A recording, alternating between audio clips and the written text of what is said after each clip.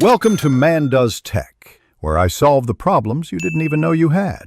In this video, I will explain Akagi Mahjong.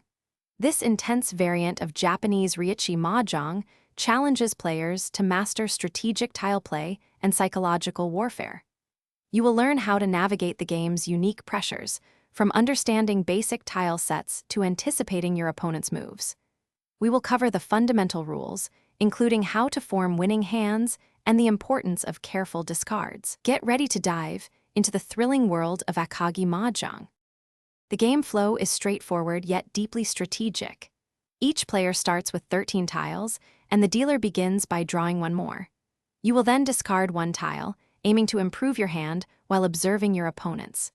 This cycle of drawing and discarding continues until one player declares a win or the wall runs out of tiles.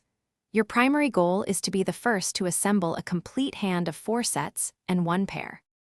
To form a winning hand, you need to create 4 sets and 1 pair. Sets can be either a sequence of 3 consecutive tiles, known as a shuntsu, or 3 identical tiles, called a katsu. You can also make open calls like pawn for 3 identical tiles, kai for a sequence, or kan for 4 identical tiles.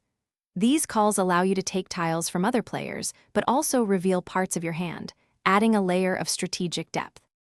Winning a hand involves declaring either tsumo if you draw your winning tile yourself, or ran if you claim another player's discard.